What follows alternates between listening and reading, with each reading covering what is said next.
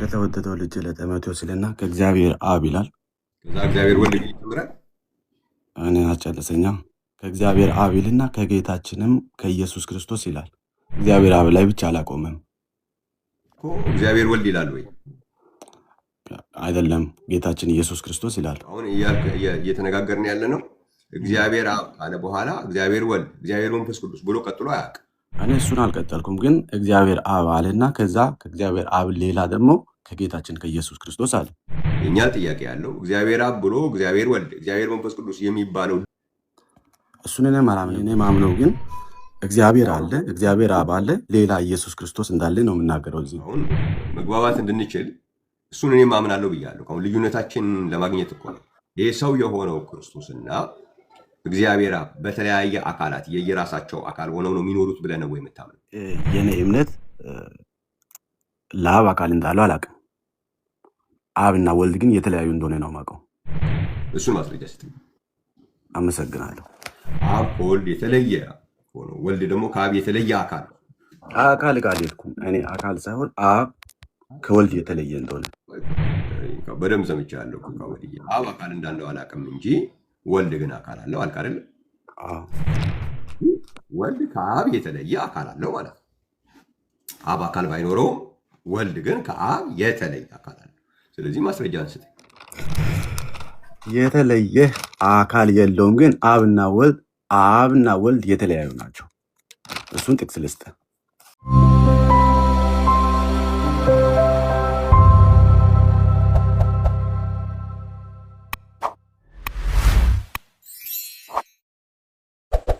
ይሰማለሁ? ይሰማል። ከቦድ እንኳን ደህና መጣ። እንኳን ደህና ቆየ።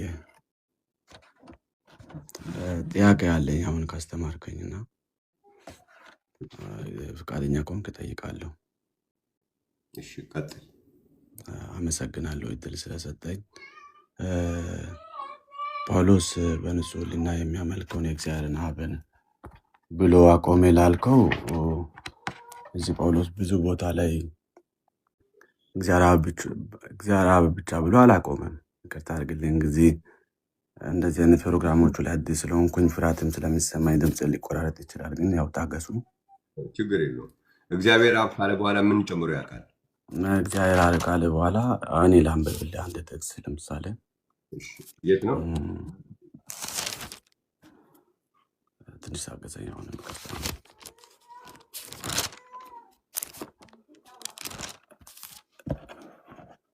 አንደኛ ቆሮንቶስ ምዕራፍ 8 ላይ ያለው ነበር። አንደኛ ቆሮንቶስ ምዕራፍ 8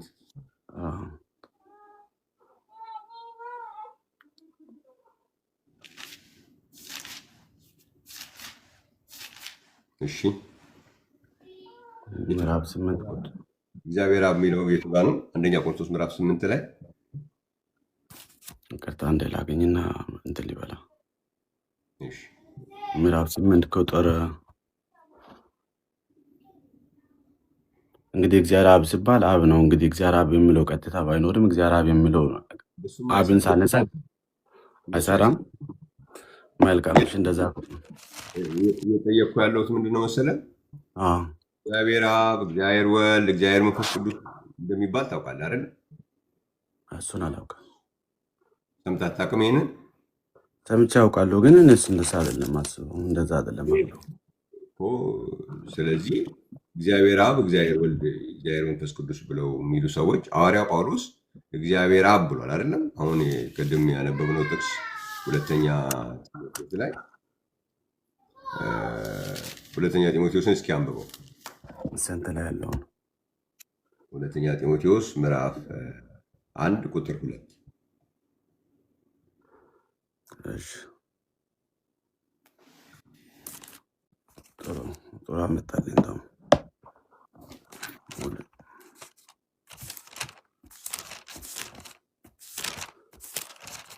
ሁለተኛ ጢሞቴዎስ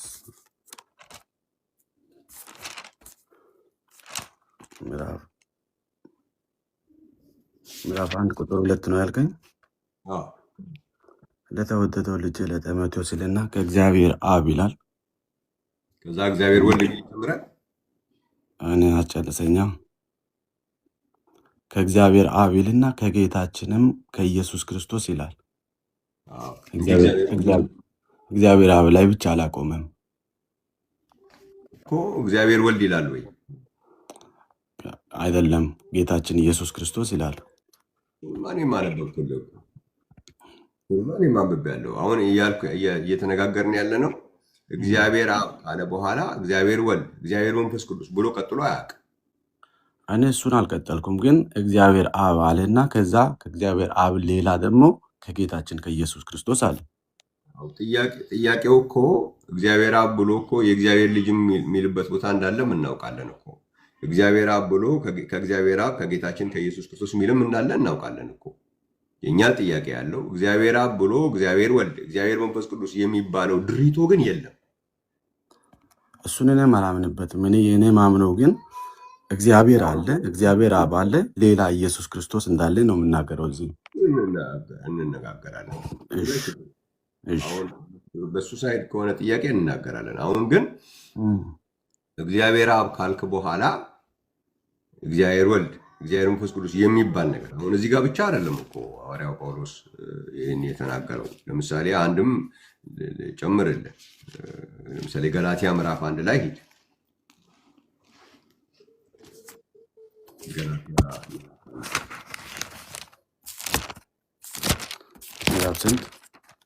ገላትያ ምዕራፍ 1 እርኩልህ ቁጥር 1 እስኪ አንብበው።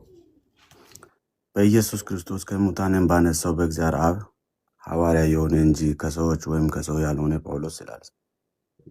ስለዚህ እግዚአብሔር አብ ይልና እግዚአብሔር ወልድ፣ እግዚአብሔር መንፈስ ቅዱስ የሚል ነገር አይልም አይደል? ብዙ ቦታዎች ላይ ማየት እንችላለን። ለምሳሌ አንደኛ ጴጥሮስ ምዕራፍ 1 ላይ አንደኛ ጴጥሮስ ይችላልና አንደኛ ጴጥሮስ ምዕራፍ 1 ቁጥር 1 አንብበል። ይቅርታ ቤክ አንተ ከምታስነብበኝ አሁን የኔን ጥያቄ ብትቀበል ደስ ይለኛል። የኔ ጥያቄ ላንብብልሽ። አንደኛ ጴጥሮስ ብዬ እኮ ነው እኔ የእግዚአብሔር አብ እግዚአብሔር ወልድ ብዬ አይደለም ጥያቄ። ጳውሎስ በንጹህ የነበረው ነገር አይጨምርም ብለን ያልነው ይህንን ነው። እኛ ይህንን ይጨምራል ብለህ የምትል ከሆነ ነው። እኔ ግን ጥያቄ እግዚአብሔር አብ ብሎ እግዚአብሔር ወልድን ሳይሆን የጨመረው እግዚአብሔር አብ ብሎ ጌታችን ኢየሱስ ክርስቶስን ጨምሯል ነው የምለው። እሱንማ እኛም የምንቀበለው እኮ ነው። አንተማ ኢየሱስ እግዚአብሔር አብ ብሎ ግን እግዚአብሔር ወልድ ብሎ አይጨምርም ነው። እዛ ጋር ሌትኩም እኔ ጥያቄ እሱ አይደለም። እሺ አሁን እኛ ግን ያልነው አሳያለሁ ያልከኝ እኮ እኔን እግዚአብሔር አብ ብሎ እግዚአብሔር ወልድ እግዚአብሔር መንፈስ ቅዱስ ብሎ ይጨምራል ወይ? አልወጣኝም። እሱን አሳያለሁ አላልኩትም። እኔ እግዚአብሔር አብ ብሎ አላቆምም ነው ያልኩት እንጂ እግዚአብሔር ወልድን አልጠራውም። እግዚአብሔር ቃል አልጠራውም። ምን ብሎ አላቆምም ነው ያለ? ምን ብሎ አላቆምም ነው ያለ? እግዚአብሔር አብ ብሎ አላቆምም። እግዚአብሔር አብ ብሎ እግዚአብሔር ወልድ እግዚአብሔር መንፈስ ቅዱስ ብሎ ግን አልቀጠለም ነው።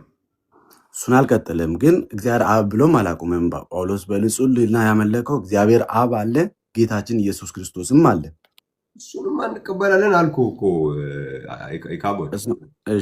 የኛ አሁን ጥያቄ ያለው እግዚአብሔር አብ ከተባለ በኋላ እግዚአብሔር ወልድ እግዚአብሔር መንፈስ ቅዱስ መባል አለበት የሚባለው ነገር ላይ ሐዋርያው ጳውሎስ እግዚአብሔር አብ የሚለውን ከተጠቀመ በኋላ እግዚአብሔር ወልድ እግዚአብሔር መንፈስ ቅዱስ ብሎ አልጨመረም ነው። እስማማለሁ እዛ ጋር። ስለዚህ እዚህ ቅጥቅል ውስጥ ይሄኛው ቅጥቅል ውስጥ ሐዋርያው ጳውሎስ እግዚአብሔር አብ እግዚአብሔር ወልድን እግዚአብሔር መንፈስ ቅዱስ የሚባል ነገር ሳይናገር እግዚአብሔር አብ ብሎ ከሆነ ያቆመው እኛም እግዚአብሔር አብ የሚለው ላይ ማቆም አለብን። እግዚአብሔር ወልድ እግዚአብሔር መንፈስ ቅዱስ ማለት የለብንም። ማለት ከፈለገን እግዚአብሔር አብ ከእግዚአብሔር አብ ከጌታችንም ከኢየሱስ ክርስቶስ ጸጋና ሰላም ይብዛላችሁ ነው ማለት የምንችል እንጂ እግዚአብሔር ወልድ እግዚአብሔር መንፈስ ቅዱስ እያልን መጨመር አንችልም። ይሄ ነው። ይህንን ደግሞ የምናደርግበት ምክንያት ይህንን ያለው ሰው ምክንያቱ ምንድን ነው? በስጋ የተገለጠው እግዚአብሔር አብ ነው ብሎ ነው የሚያምነው ሐዋርያ ጳውሎስ። ምክንያቱም በአንደኛ እግዚአብሔር ወልድ በስጋ ተገለጠ ብሎ አያምንም። አንደኛ ጢሞቴዎስ ምዕራፍ 3 ላይ በስጋ የተገለጠው ማን ነው ያለው? ሕያው እግዚአብሔር ነው አለ። በመጽሐፍ ቅዱስ ውስጥ ሕያው እግዚአብሔር የሚባለው ማን ነው? እግዚአብሔር ነው። የተኛው? አንዱ እግዚአብሔር እኮ የተኛው አብ ነው? እግዚአብሔር ወልድ ነው? እግዚአብሔር መንፈስ ቅዱስ ነው? የተኛው ነው? እግዚአብሔር አብ ነው። ስለዚህ እግዚአብሔር አብ ነው። ስለዚህ ሐዋርያው ጳውሎስ በስጋ የተገለጠው ማን ነው ያለ? ሕያው እግዚአብሔር ነው በስጋ የተገለጠ ያለ። ሕያው እግዚአብሔር ደግሞ ተብሎ በመጽሐፍ ቅዱስ የሚጠቀሰው እግዚአብሔር አብ ነው። እዚህ እግዚአብሔር አብ ነው በስጋ የተገለጠው በሐዋርያው ጳውሎስ አስተምሮ። ስለዚህ ሐዋርያው ጳውሎስ እግዚአብሔር አብ በስጋ ተገለጠ ብሎ የሚያምን ከሆነ ምን ብሎ ነግሮናል? የማመልከው በንጹህ ሕሊና የማመልከው እግዚአብሔርን አመሰግናለሁ አለ። ስለዚህ በንጹህ ሕሊና የሚያመልኩ ሰዎች እንደ ሐዋርያው ጳውሎስ እግዚአብሔር አብ በስጋ መገለጡን ሕያው እግዚአብሔር የሚባለው እግዚአብሔር አብ በስጋ መገለጡን ማመን ያስፈልጋል። እሺ አሁን ወደ አንተ ሌላኛው ጥያቄ ልለፍና ግልጽ ላድርግልህ። የኔን ጥያቄ እኔ ግልጽ ላድርግልህ። ይቅርታ ሰዓትን ስለተሻማው። የኔ ጥያቄ እኔ እግዚአብሔር አብ ይቅርታ፣ አሁንም ግልጽ ላድርግልህ እና በደንብ እንድታብራራልኝ። እሺ ስነግርህ ካልገባህ አሁን ሰምቻለሁ። ወደ ሁለተኛው ይሄኛው ጋር አይደለማ፣ ይሄኛው ጋር ጥያቄ አይደለም። አሁን በመጣበት ጋር አይደለም።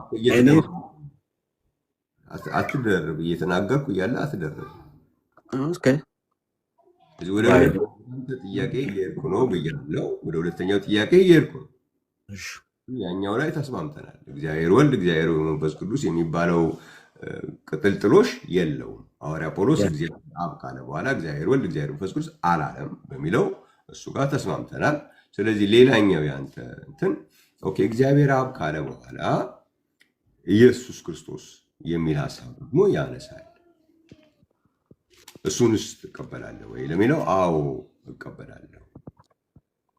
እንዲያውም አሁን አንተ ገላትያ ላይ ጥቅስ ሰጥቼ ነበረ። ይህ ኢየሱስ ክርስቶስ የሚለው ማንን ነው ያለው ሐዋርያ ጳውሎስ? ገላትያ መጽሐፍ ምዕራፍ 1 ላይ ምን አለ?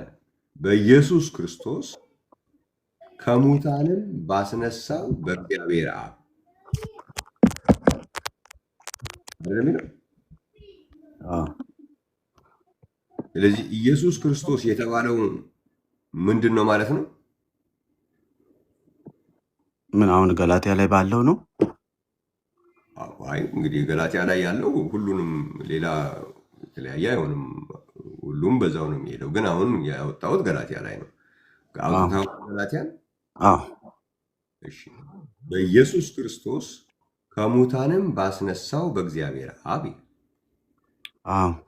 ስለዚህ አስነሺው እግዚአብሔር አብ ተብሏል።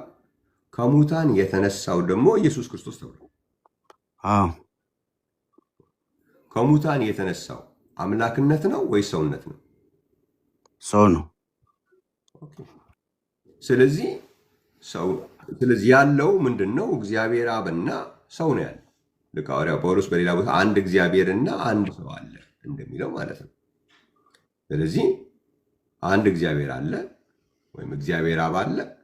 ደግሞ ኢየሱስ ክርስቶስ ሲል ከሙታን ያስነሳውን ነው ኢየሱስ ክርስቶስ እያለ የሚያስቀምጠው እንጂ ሌላ መለኮት አይደለም። ከሙታን የተነሳው ሰውና አንድ እግዚአብሔር አብ አለ። ይሄ እግዚአብሔር አብ ደግሞ ወይም ደግሞ ሕያው እግዚአብሔር ብሎ የሚናገረው በምን ተገለጠ ብሎ ነገረን? በስጋ ተገለጠ ብሎ ነገረን። ስጋ የሚለው ስጋ ማለት ሰው ሆነ ማለት ነው አይደል? ስለዚህ ያ አንዱ እግዚአብሔር አብ በማን ነው የተገለጠው? ሰው በሆነው ክርስቶስ ነው የተገለጠው እንጂ መጽሐፍ ቅዱሳችን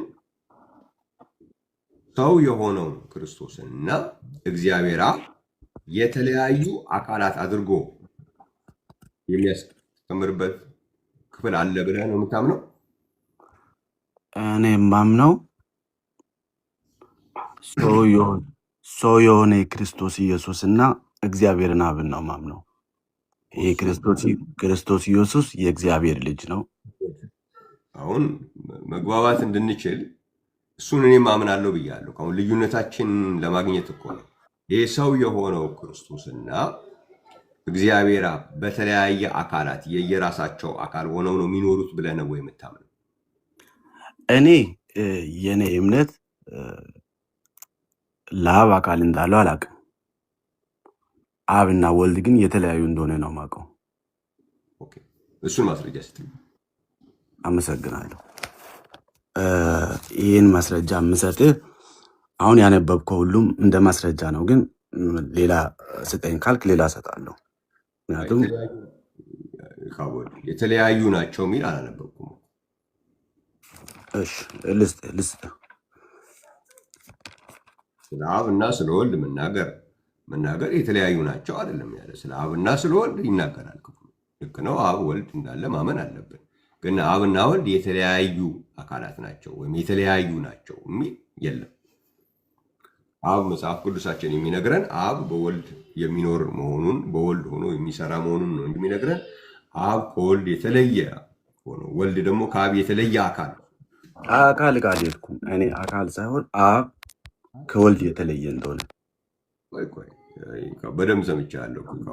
አብ አካል እንዳለው አላውቅም እንጂ ወልድ ግን አካል አለው አልክ አይደለ? ወልድ ከአብ የተለየ አካል አለው ማለት ነው። አብ አካል ባይኖረውም ወልድ ግን ከአብ የተለየ አካል አለው። ስለዚህ ማስረጃ አንስተ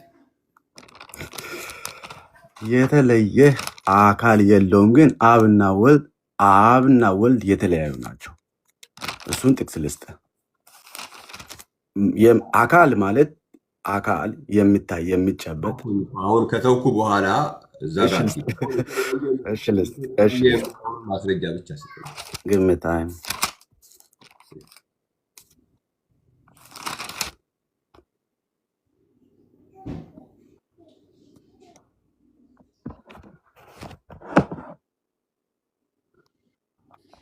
አንደኛ ቆሮንቶስ 15 ይመስለኛል፣ እርግጠኛ ባልሆንም አንሶሪያውንም 15 ላይ አንደኛ ቆሮንቶስ 15 ላይ ከቁጥር ስንት ሊጀምር መሰለኝ? ከ23 ሊጀምር።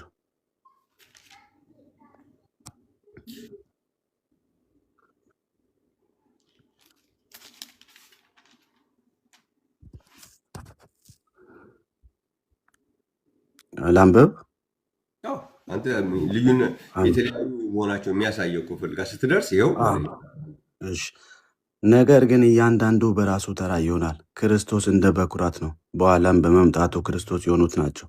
በኋላም መንግስቱን ለእግዚአብሔር ለአባቱ አሳልፎ በሰጠ ጊዜ አለቅነቱንም ሁሉ ስልጣንንም ሁሉ ኃይልንም በሻረ ጊዜ ፍጻሜ ይሆናል። ጠላቶቹንም ሁሉ ከእግሩ በታች እስኪያደርግ ድረስ ሊነግስ ይገባዋልና። የኋለኛው ጠላት የሚሻረው ሞት ነው፣ ሁሉንም ከእግሩ በታች አስገዝቷልና። ነገር ግን ሁሉ ተገዝቷል ሲል ሁሉን ካስገዛለት በቀር መሆኑ ግልጥ ነው። ሁሉ ከተገዛለት በኋላ ግን እግዚአብሔር ሁሉ በሁሉ ይሆን ዘንድ በዚያን ጊዜ ልጁ ራሱ ደግሞ ሁሉን ላስገዛለት ይገዛል። የቱ ጋ ነው ልዩነቱ ካልከኝ፣ ይሄ ኢየሱስ ክርስቶስ ወይም ሰው የሆነ ክርስቶስ አብ ስልጣኑን ሙሉ ሁሉ የሰጠው ሰው ሁሉን ካስገዛለት በኋላ ስልጣኑን ላስረከበው ለአቡ ሁሉንም ያስረክበዋል። ያኔ እርሱም ይገዛለታል ይላል። ማን ነው ይሄ ሰው? አቤት። ይህም ማንበብ እችላለሁ። አንብብልኝ። አንተም ማንበብ ትችላለህ አይደለ? መሰለኝ፣ ብዙም ባልችልም።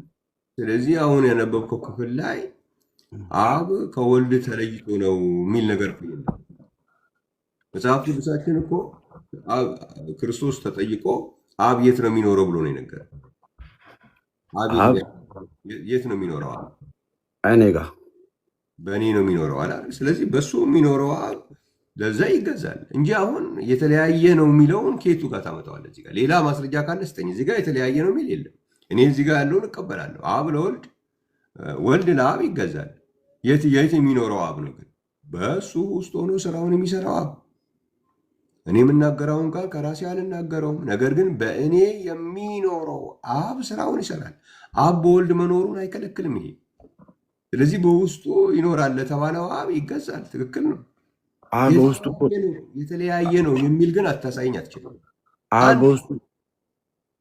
በውስጡ መኖሩን አልካድኩም።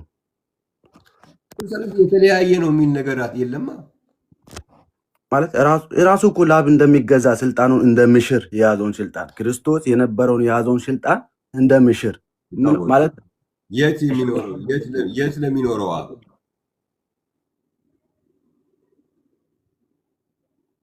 አልገባኝም። ይህን አንተ አስረዳኝ እስቲ። ይህን አሁን ያነበብኩልን ፓርት የት ላለው አባት ነው ስልጣኑን ሰጥቶ እሱም የሚገዛለት? እርሱ በውስጥ ባለው አብ ብቻ ከሆነ ስልጣኑን ሰጥቶ የት ጊካወድ አሁን እኮ ችግሩ ምን መሰለህ? አሁን መጽሐፉ ላይ የማይል አሁን ስልጣኑን ሰጥቶ የሚላለ እዚህ ጋር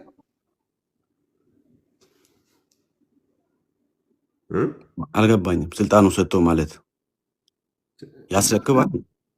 ስልጣኑን ሰጥቶ አልክ አይደለም? አንተ አላልክም? ያልኩት ብያለሁ መሰለኝ። ወርዶቹን በትክክል ባልጠቀምም አሁን ተው እንጂ ካወደ እንደዚህማ አታርገኝ። ጊዜ ሰጥቼ ሰዓት ሰጥቼ እያወራው እንደዚህም ብለህ አታርገኝ ከሆነ ትንሽ ለእኔም ማዘን አለብህ። ያልከውን ነገር ብለሃል፣ ግን ስልጣኑን ሰጥቶ የሚላለ እዚህ ቦታ ላይ አለ ወይ? አላነበብኩም፣ ይቅርታ ለዛ። ስለዚህ ምንድን ነው መሰለህ እዚህ ጋር የሚለው መንግስቱን ነው የሚለው። ኦኬ መንግስቱን ነው። መንግስቱ ምንድን ነው? የልጁ መንግስት የሚባለው ምንድን ነው? የልጁ መንግስት ሲባል ምንድን ነው የምታውቀው አንተ? ይካወድ አላውቀውም፣ ይቅርታ።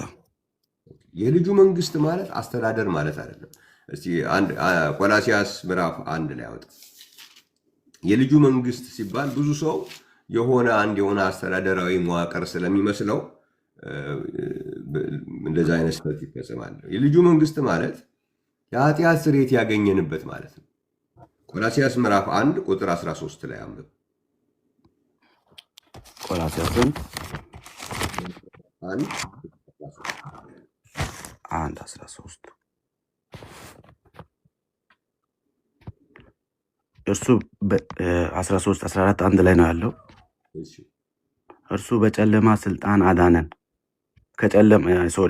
እርሱ ከጨለማ ስልጣን አዳነን፣ ቤዛነቱንም እርሱንም የኃጢአትን ስርየት ወዳገኘንበት ወደ ፍቅሩ ልጅ መንግስት አፈለስን። ምን ወዳገኘንበት? የኃጢአት ስርየት ወዳገኘ። ስለዚህ የልጁ መንግስት ስንል በመጽሐፍ ቅዱስ እኛ የኃጢአት ስርየት ያገኘንበት የልጁ መንግስት ይባላል። የኃጢአት ስርየት ያገኘ ነው። የልጁ መንግስት የሚባለውን ለማግኘት የኃጢአት ስርየት ያገኘንበት ነው ከተባለ የኃጢአት ስርየት ያገኘ ነው በምንድን ነው? አላቅም። ሰው እንግዲህ ጥቅሶችን ልስጥህ፣ ዝም ብለህ ያዛቸው። ኤፌሶን መጽሐፍ ምዕራፍ 1 ላይ በደሙ ቤኪ ግድ የለም። ይሄኛውን ጨርስና የመዳኑን እንጨርሰዋለን። ይሄኛው ግን አሁን የጀመርክበትን ጨርስ። የልጁ ስልጣን ማለት የእግዚአብሔርን መንግስት ስልጣን ለእግዚአብሔር ለአባቱ አሳልፎ ሰጠ ማለት የትኛው መንግስቱ ነገር የለም ወዳጄ። የልጁ መንግስት ነው። የልጁ መንግስት የሚባለው ደግሞ እንግዲህ ያነሳኸው ነገር ወዴት የሚወስደውን ነው የሄድኩት እኮ እኔ ሌላ ቦታ ላይ ነው። አንተ የልጁ መንግስት ማለት የሆነ ሌላ አስተዳደራዊ ነገር አስመስለ ሞከርከው አይደለም። የልጁ መንግስት የሚባለው ምንድነው ስለ አላቅም አልክ። ካላወቅ የልጁ መንግስት የሚባለው የኃጢአት ስርየት ያገኘንበት ነው። የኃጢአት ስርየት ያገኘንበት ከሆነ የልጁ መንግስት የሚባለው የኃጢአት ስርየት ያገኘነው በምንድን ነው?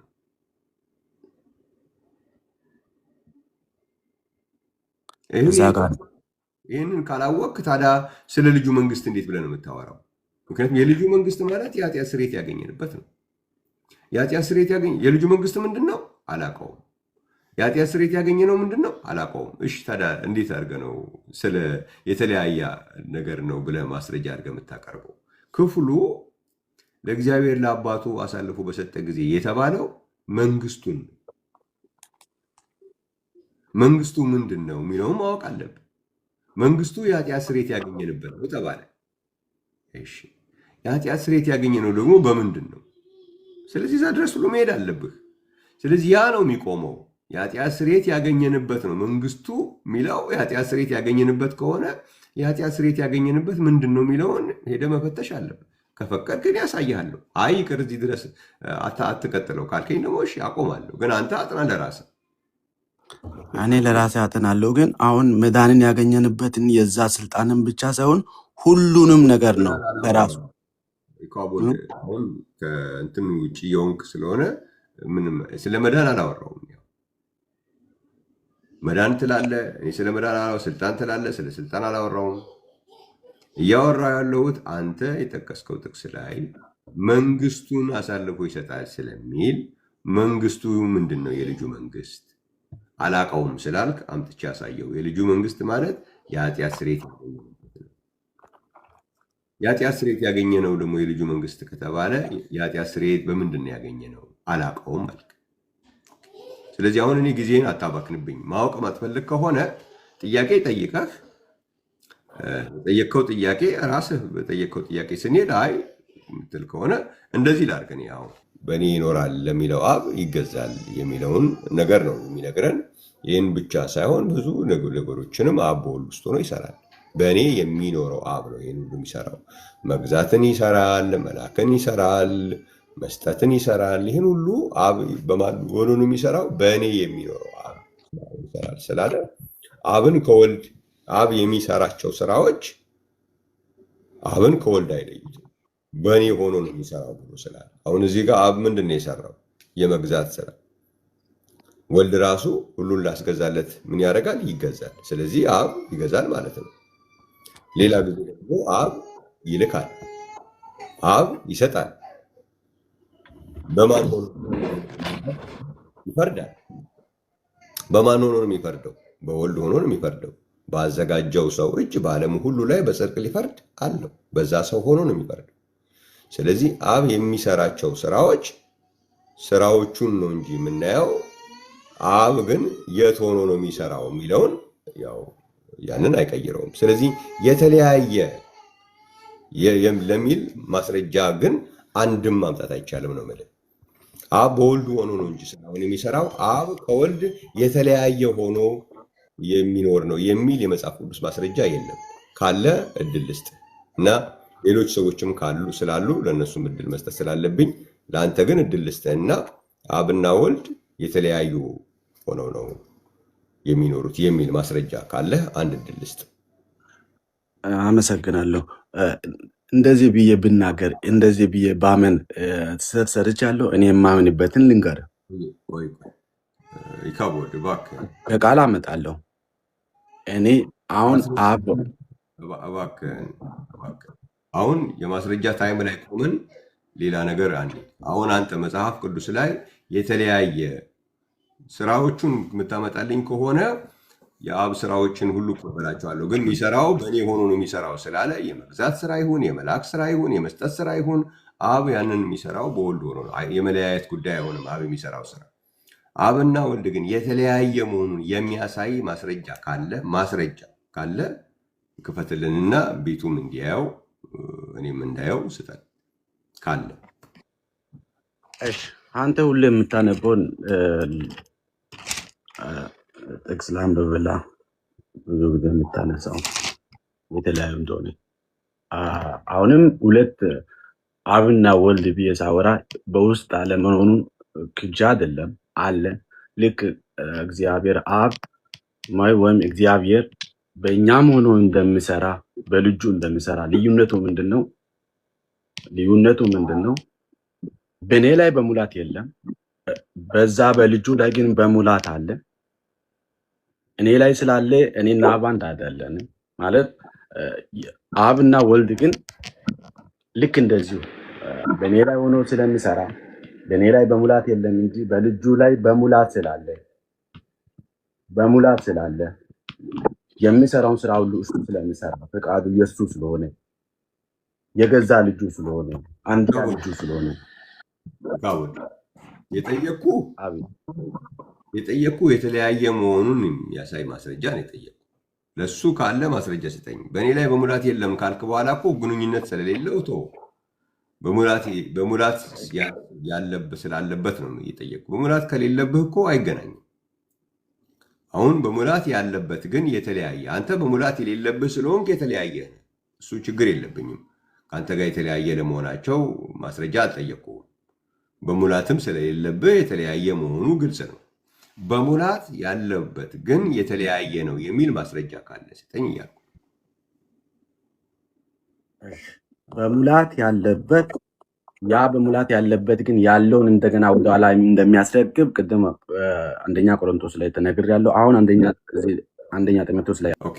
ዝም ብሎ ነው ጊዜያችን እንትን የሚያደርገው። ረጅም ጊዜ ሰጠው፣ ደጋግሜ ሰጠው። ስለዚህ የለም